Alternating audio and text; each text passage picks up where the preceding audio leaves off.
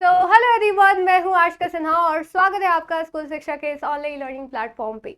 आज के इस लेक्चर में हम लोग डिस्कस करेंगे हमारी क्लास 8 एनसीईआरटी का पहला चैप्टर जिसका नाम है रिसोर्सेज एंड इट्स यूजेस।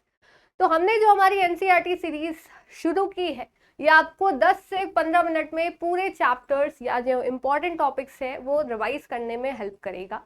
ये एक फास्ट ट्रैक रिवीजन होने वाला है उन सब बच्चों के लिए जो पहली बार इसको पढ़ रहे हैं। ठीक है, तो आप जो है 10 से 15 मिनट के अंदर पूरे चैप्टर को समझ जाएंगे विथ इम्पॉर्टेंट पॉइंट्स।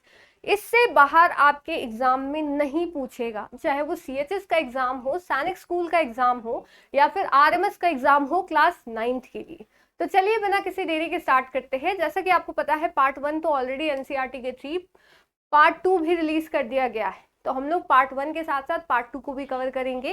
तो अगर आप चैनल पर नए हो तो जरूर से सब्सक्राइब कर लीजिए ताकि कोई भी अपडेट आपसे मिस ना हो।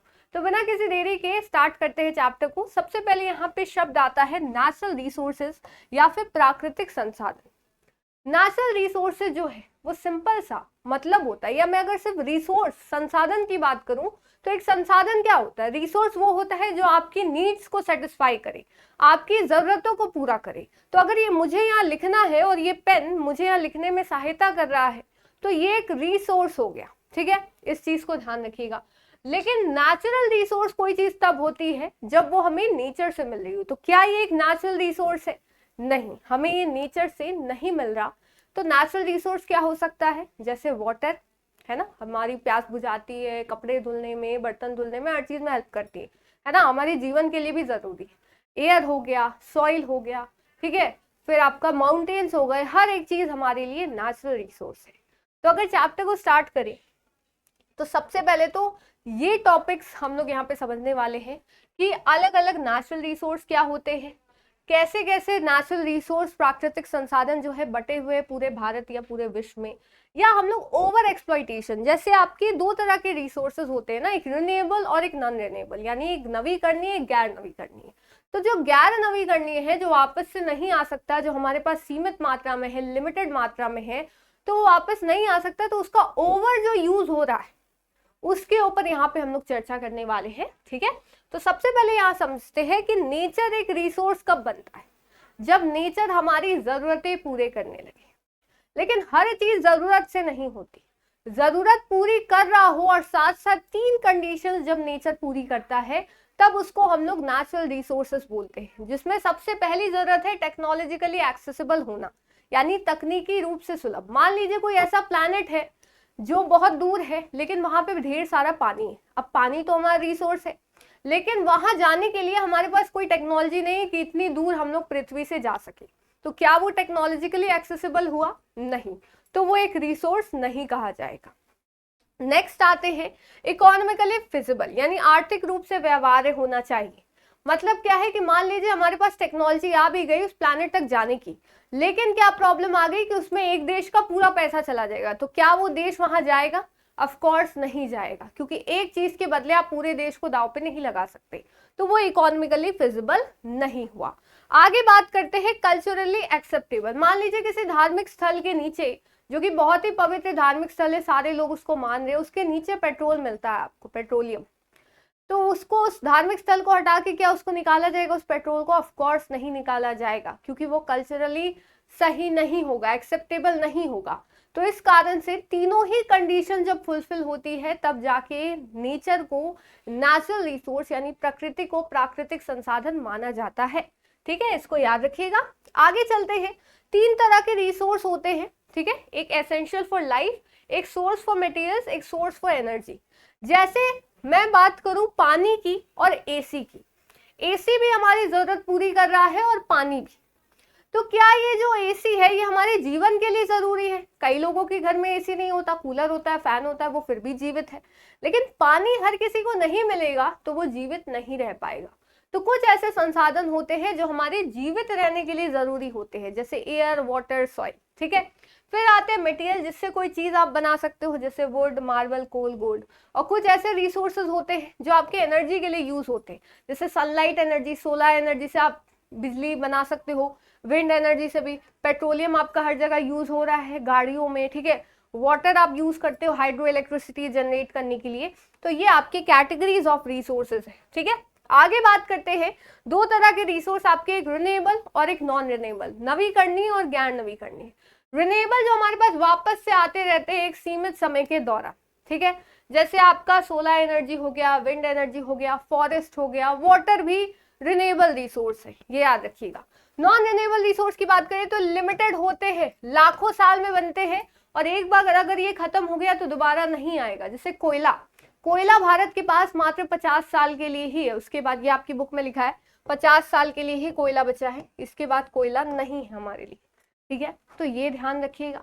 आगे चलते हैं, अब आते हैं नेचर हील कैसे करता है, जो रिन्यूएबल रिसोर्स होते हैं वो वापस कैसे होते हैं। दो तरीकों से, एक है रेस्टोरेशन, वापस से जैसे पेड़ काट दो या कुछ डैमेज कर दो तो वापस से आ जाता है। एक होता है रीजनरेशन, जो आप वापस से कोई चीज आ जाना, ये रिपेयर टाइप होता है और ये दोबारा कोई चीज नई जनरेट होना, रीजनरेशन उसको कहते हैं। तो दोनों के बीच का डिफरेंस का एग्जाम्पल आपको मुझे कमेंट सेक्शन में बताना है, ठीक है, ये आपके लिए होमवर्क रहेगा और आप कमेंट में इसको बताओगे, ठीक है। चलिए आगे चलते हैं, अब आते हैं अनइवन डिस्ट्रीब्यूशन है, कहीं भी कोई रिसोर्स हर जगह नहीं है। जैसे मैं कोयले की बात करूं तो भारत में ऐसा नहीं कि अभी यहाँ पे आप खुदाई करोगे तो कोयला मिल जाएगा, ठीक है, पेट्रोलियम हर जगह नहीं मिलेगा। जैसे कोयला आपको कहाँ मिलेगा, झारखंड के एरियाज में, है ना, सोना आपको साउथ में जो कर्नाटका का एरिया वहां मिल जाएगा। तो ये डिफरेंस होता है, अनइवन डिस्ट्रीब्यूशन है, ठीक है, कोई भी चीज समान मात्रा में पूरे भारत में या पूरे विश्व में नहीं है। जैसे तेल जो है वो भारत में आपको वैसा नहीं मिलेगा जहाँ सऊदी अरब में मिल जाएगा, है ना, तो हमें कुछ चीजें जो हमारे पास नहीं होती वो बाहर से मंगानी पड़ती। जैसे एलपीजी की दिक्कत हो गई थी सिलेंडर की, तो वो हम लोग बाहर से मंगाते थे, लेकिन वो स्ट्रेट ऑफ हॉर्मुज बंद कर दिया गया तो एलपीजी की हमें दिक्कत हो गई क्योंकि हमारे यहाँ अवेलेबल नहीं, हम लोग बाहर से ला रहे। तो दैट इज द डिफरेंस, ठीक है, कि अनइवन डिस्ट्रीब्यूशन है, ठीक है।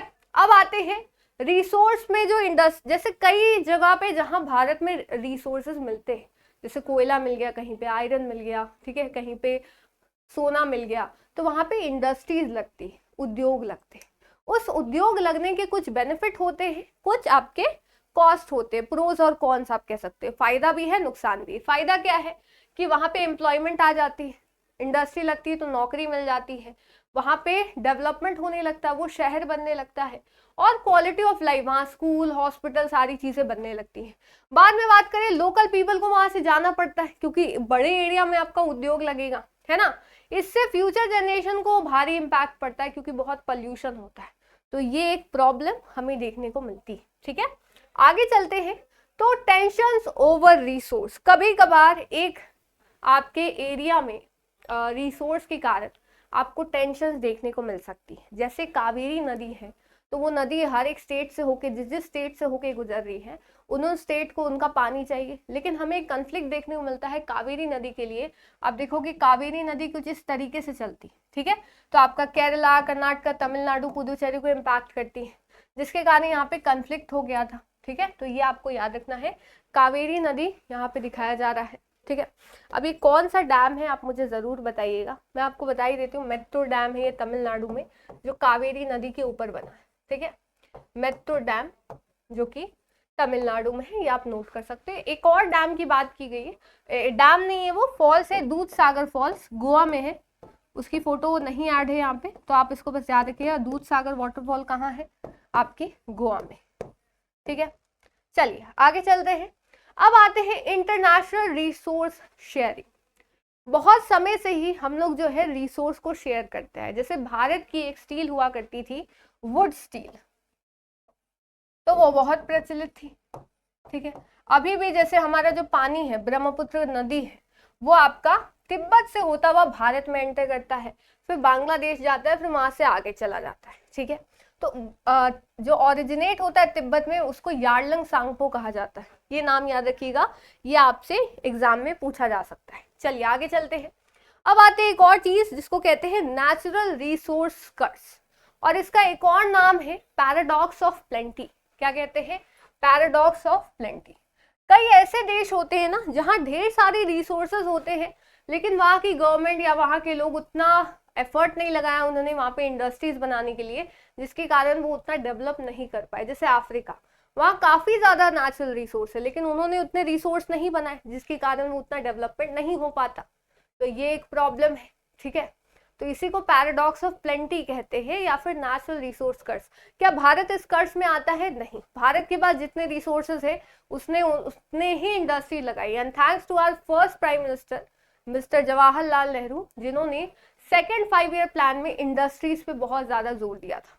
देखिए, ऑलरेडी स्टेबल एनवायरनमेंट में इंडस्ट्री लगाना और कॉलेजेस ऐड करना वो बहुत इजी होता है, लेकिन किसी ऐसे देश में जहां लिटरेसी रेट मात्र 14% हो, लोग अभी अभी आजाद हुए हैं, अंग्रेजों ने आपको बर्बाद करके छोड़ा है, उसके बाद किसी एक देश को खड़ा करना, वो भी जब कोल्ड वॉर चल रहा हो यूएसए और रशिया के बीच में, उस समय पे किसी का भी साथ ना देकर अकेले अपनी जर्नी तय करना, that was very very difficult. और इस चीज को हमने हैंडल किया और इस कर्ज से, इस अभिशाप से हम लोग बच गए, ठीक है। चलिए आगे चलते हैं। अब आते हैं स्टेवॉर्ड ऑफ नेचर। तो ये आपको जानना चाहिए कि मतलब हमें नेचुरल रिसोर्स बचा के रखने चाहिए, ठीक है, एक जुडिशियस यूज होना चाहिए। इसी को स्टेवॉर्डशिप कहा जाता है, जिसपे क्रिस्टियाना फिगरर्स और टॉम रिवेट कैर्नक ने कहा है अपनी रचना द फ्यूचर वी चूज। तो अगर आपसे पूछा जाए द फ्यूचर वी चूज किसने लिखी है, तो ये ध्यान रखिएगा क्रिस्टियाना फिगरर्स और टॉम रिवेट कैर्नक ने इसको लिखा है। ये आपसे पूछा जा सकता है, ठीक है। आगे चलते हैं। अब हमारे पास कुछ थ्रेट है। थ्रेट क्या है? जो एक तरीके से खतरे हैं। पहला, पॉल्यूशन। हम लोग बहुत ज्यादा नेचुरल रिसोर्सेज को क्या कर रहे हैं? पल्यूट कर रहे हैं, प्रदूषित कर रहे हैं। दूसरा है बायोडाइवर्सिटी लॉस। जैसे बहुत ज्यादा ना ट्यूना फिश बहुत ज्यादा छोटी छोटी मछलियों को खाकर बैलेंस बनाती थी, लेकिन उसकी ओवर फिशिंग कर दी गई, जिसके कारण उसकी पॉपुलेशन घट गई। तो ये चीज आती है। जैसे अगर मैं अभी बताऊं आपको और चीजें बताऊं, ठीक है, एक मिनट, और चीजें अगर मैं अभी आपको बताऊं, तो नेचुरल रिसोर्स तो आपने यहाँ समझ लिया कि कैसे होते हैं, क्या होता है, हर एक चीज आपने समझ लिया। अब मैं बेसिक एक चीज आपसे यहाँ पे डिस्कस करना चाहती हूँ जो आपकी किताब में दिया है, ठीक है। कुछ इंपॉर्टेंट पॉइंट्स बाबू यहाँ नोट कर लेते हैं। सबसे पहला तो पॉइंट है पंजाब में आपका ओवर एक्सप्लॉइटेशन, ठीक है। पंजाब में आपका ओवर एक्सप्लॉइटेशन किस चीज का? तो पानी का। जो आपका ग्राउंड वाटर है, ये आप नोट कर सकते हो। वहां पे जो ग्रीन रेवोल्यूशन हुआ था उस समय पे वहां पे जो ग्राउंड वाटर था पंजाब का, वो काफी ज्यादा इस्तेमाल किया गया, जिसके कारण वो काफी नीचे चला गया। कितने नीचे चला गया? 30 मीटर से भी ज्यादा नीचे। और वहां पे फर्टिलाइजर्स इतनी ज्यादा यूज है कि 80% जो भूमि है पंजाब की वो ओवर एक्सप्लॉइटेड है। यहीं पे दूसरी तरफ भारत में एक अच्छी चीज है कि सिक्किम जो है वो 2016 में फर्स्ट स्टेट बन गया, ऑर्गेनिक स्टेट, यानी यहाँ पे अब कोई भी फर्टिलाइजर का यूज नहीं किया जाता, ठीक है। ये पॉइंट्स याद रखिएगा। फिर आगे आपको और क्या याद रखना है कि इंडिया और फ्रांस ने जो है वो एक अलायंस ज्वाइन किया है सोलर एनर्जी को बचाने के लिए, और ये अलायंस कब ज्वाइन किया है? 2015 में, ठीक है। और साथ साथ हमें एक लास्ट टॉपिक देखने को मिलता है कि भागवत गीता का एग्जाम्पल दिया गया है कि किस तरीके से वहां पे लोक संग्रह की बात की गई। कहाँ बात की गई है? लोक संग्रह की बात की गई है कि किस तरीके से लोक संग्रह मतलब क्या होता है? सबके बारे में सोचना, अपनी इच्छाओं को परे रख के बाकी सबके बारे में सोचना, जो लोक संग्रह का काम करती है। तो ये जो है पूरा का पूरा आपका चैप्टर था। इंपॉर्टेंट पॉइंट्स हमने डिस्कस कर लिए जो आपके एग्जाम में पूछे जाएंगे। इससे बाहर कुछ भी नहीं आएगा अगर बेसिक जो एमसीक्यूज होते हैं उसकी बात करें तो। अगर आप इस चैप्टर को डिटेल में समझना चाहते हैं या फिर एमसीक्यूज प्रैक्टिस करना चाहते हैं, मॉक टेस्ट देना चाहते हैं, तो आप ज्वाइन कर सकते हो हमारा अभिमन्यु बैच, जहाँ पे रेगुलर लाइव क्लासेस होती है, नोट्स की पीडीएफ मिलती है, लेक्चर वाइज क्विज होता है, प्रैक्टिस सेट और टेस्ट सीरीज भी आपको यहाँ पे मिलती है। क्लासेस ऑलरेडी स्टार्ट हो चुकी है, तो अगर आप ज्वाइन करना चाहते हो तो इस नंबर पे आप कॉल कर सकते हो, सारी इंक्वायरी आपको मिल जाएगी। तो उम्मीद है आपको आज सारी चीजें समझ में आई होंगी। वीडियो अच्छी लगी तो आप लाइक कर दीजिएगा, कोई भी डाउट हो आप कॉमेंट कर दीजिएगा, आपको रिप्लाई मिल जाएगा, और अपने दोस्तों के साथ शेयर कर दीजिएगा। और अभी तक अगर चैनल को सब्सक्राइब नहीं किया तो आगे अगर ऐसे ही चैप्टर्स पढ़ने हैं तो सब्सक्राइब कर लीजिए। मिलते हैं फिर नेक्स्ट वीडियो में, तब तक के लिए thank you so much, bye bye, जय हिंद, जय भारत।